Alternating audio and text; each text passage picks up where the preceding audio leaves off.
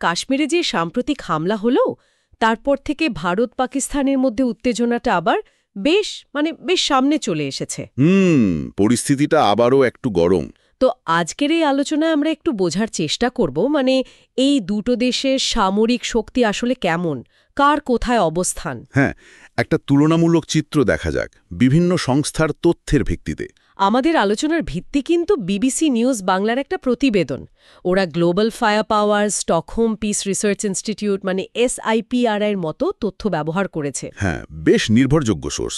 Global fire পাওয়ারের 2025 র্যাঙ্কিংটা দিয়েই শুরু করা যাক। হ্যাঁ, বলুন। সেখানে ভারত বিশ্বে চতুর্থ আর পাকিস্তান আছে দ্বাদশ স্থানে। বেশ ফারাক কিন্তু। র্যাঙ্কিংয়ে তো ফারাক স্পষ্ট, কিন্তু এর বাইরেও তো বিবেচনার বিষয় থাকে, তাই না? যেমন ধরুন যুদ্ধের প্রস্তুতি বা কৌশল। একদম। যেমন ভারতেরই একজন অবসরপ্রাপ্ত জেনারেল SH পানাট মনে করেন যে ভারতের প্রযুক্তিগত সক্ষমতা হয়তো এখনো এমন জায়গায় পৌঁছায়নি যে কোনো ক্ষতি ছাড়াই একেবারে নিখুঁত সার্জিক্যাল স্ট্রাইক করতে পারবে। ও আচ্ছা। পাকিস্তানেরও যে পাল্টা জবাব দেওয়ার ক্ষমতা আছে সেটা কিন্তু উনি মনে করিয়ে দিচ্ছেন, উড়িয়ে দেওয়া যায় না। খরচের দিকটাও তো একটা বিরাট ব্যাপার। ঠিক। SIPRI এর তথ্য যদি দেখি, 2024 সালে ভারত প্রতিরক্ষা খাতে পাকিস্তানের চেয়ে প্রায় 9 গুণ বেশি খরচ করেছে। ভাবা যায়? 9 গুণ। বিশাল অঙ্ক তো। 2025-এ সম্ভাব্য হিসেবটাও তো কম নয়। না, ভারতের প্রায় $86 মিলিয়ন সমমূল্যের বাজেট আর পাকিস্তানের প্রায় $10 বিলিয়ন। এই বিপুল খরচের পার্থক্যটা কিন্তু শুধু কাগজে কলমে নয়। নিশ্চয়ই এর প্রভাব অনেক গভীর। অবশ্যই। এই অর্থ দিয়ে দীর্ঘমেয়াদী গবেষণা হয়, উন্নত প্রযুক্তি কেনা যায়, সৈন্যদের ভালো ট্রেনিং দেওয়া যায়, লজিস্টিক সাপোর্ট বাড়ে, অনেক সুবিধা পায় ভারত, যেটা পাকিস্তানের পক্ষে হয়তো একটু কঠিন। জনবলের দিক থেকেও তো ভারত বেশ এগিয়ে। হ্যাঁ, ভারতের সক্রিয় সৈন্য সংখ্যা 14.5 লাখ আরও বেশি, পাকিস্তানের সেখানে 6.5 লাখের কিছু বেশি, দ্বিগুণেরও বেশি। আর রিজার্ভ বা আধা সামরিক বাহিনী, সেগুলোতেও ভারত এগিয়ে। লোকবলের দিক থেকে ভারত অনেকটাই এগিয়ে। তাহলে স্থল সরঞ্জাম ট্যাঙ্ক, কামান, এগুলোর ক্ষেত্রে ছবিটা কেমন? সেখানে একটা মিশ্র চিত্র দেখা যায়, বেশ ইন্টারেস্টিং। তাই নাকি? হ্যাঁ। কি রকম? যেমন ধরুন, ট্যাঙ্কের সংখ্যায় ভারত এগিয়ে, প্রায় 4200 বনাম 2600-র আশেপাশে। আচ্ছা। সাজোয়াজানের সংখ্যায় তো ভারত বহুগুণ এগিয়ে, প্রায় 1,48,000 ভারতের, পাকিস্তানের 17,500-এর মতো। বিশাল ফারাক। হ্যাঁ। আবার ধরুন টেনে নিয়ে যাওয়া কামান বা টোড আর্টিলারি, সেটাও ভারত এগিয়ে, প্রায় 4000 বনাম 2600। তাহলে পাকিস্তান কোথায় এগিয়ে? এই যে এখানেই ব্যাপারটা, নিজে চলতে সক্ষম বা সেলফ প্রোপেলড আর্টিলারি, সেখানে কিন্তু পাকিস্তান এগিয়ে, প্রায় 660 তাদের, ভারতের 100। ও। আর মোবাইল রকেট লঞ্চারের সংখ্যাতেও পাকিস্তান এগিয়ে, 600 তাদের, ভারতের 260-এর কিছু বেশি। তার কিছু নির্দিষ্ট ক্ষেত্রে পাকিস্তানও পিছিয়ে নেই। একদম। কৌশলগতভাবে তারা হয়তো সেগুলোর ওপর বেশি জোর দিয়েছে। আচ্ছা, এবার যদি নৌবাহিনীর দিকে তাকাই, সমুদ্রে কে বেশি শক্তিশালী? নৌশক্তিতে ভারত পরিষ্কারভাবে এগিয়ে, এখানে খুব একটা দ্বিমত নেই। কি রকম? সংখ্যায় বা সক্ষমতায়? দুটোতেই। ভারতের মোট রণতরী প্রায় 300-র কাছাকাছি, 293টি। পাকিস্তানের সেখানে 121টি, প্রায় অর্ধেকেরও কম। হ্যাঁ, আর সবচেয়ে বড় পার্থক্য গড়ে দেয় দুটো জিনিস। এক, ভারতের 2টো বিমানবাহী রণতরী আছে, পাকিস্তানের একটাও নেই। এই বিমানবাহী রণতরী তো ভাসমান এয়ারবেস, তাই না? ঠিক তাই, এর ক্ষমতা অপার।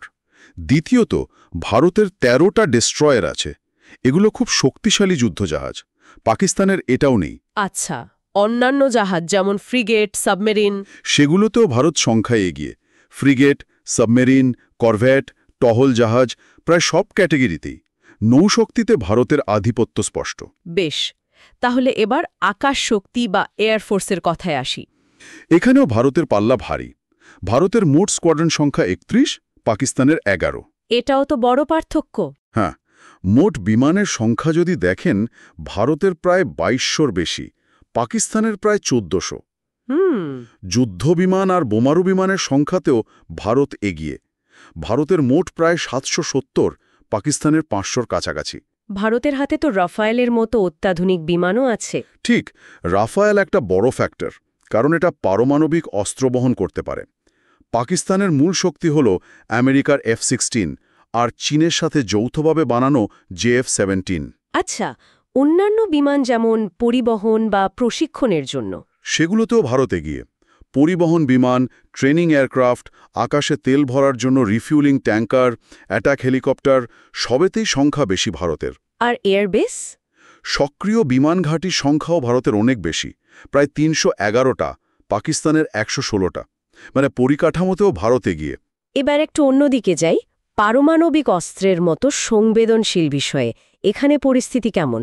এটা খুব গুরুত্বপূর্ণ প্রশ্ন। SIPRI এর ২০২৪ সালের রিপোর্ট অনুযায়ী পারমাণবিক ওয়ারহেড মানে বিস্ফোরক অংশ এর সংখ্যায় কিন্তু দুটো দেশ প্রায় সমান সমান। তাই নাকি? কতগুলো করে? ভারতের আনুমানিক ১৭২টি আর পাকিস্তানের ১৭০টি। মানে সংখ্যার দিক দিয়ে প্রায় ঘাড়ে ঘাড়ে নিঃশ্বাস ফেলছে। কিন্তু কতগুলো যুদ্ধের জন্য প্রস্তুত সেটা কি জানা যায়? না, সেই সঠিক তথ্যটা পাওয়া যায় না। এটা খুব গোপন রাখা হয়। তবে একটা কৌশলগত দিক আছে। সেটা কি? পাকিস্তান মূলত ভারতকে মাথায় রেখেই তাদের অস্ত্রভাণ্ডার তৈরি করে। কিন্তু ভারত শুধু পাকিস্তান নয়, চীনের দিকেও নজর রাখে। তাই তাদের কিছু অস্ত্র হয়তো দূরপাল্লার, চীনের কথা ভেবে তৈরি। হ্যাঁ, চীনের পারমাণবিক শক্তিও তো বাড়ছে শুনছি। ঠিক, চীনও তাদের ওয়ারহেড সংখ্যা বাড়িয়ে ৫০০ করেছে। ফলে ভারতের সমীকরণটা একটু জটিল। আচ্ছা, আধুনিক যুদ্ধের আরেকটা খুব গুরুত্বপূর্ণ দিক হলো ড্রোন।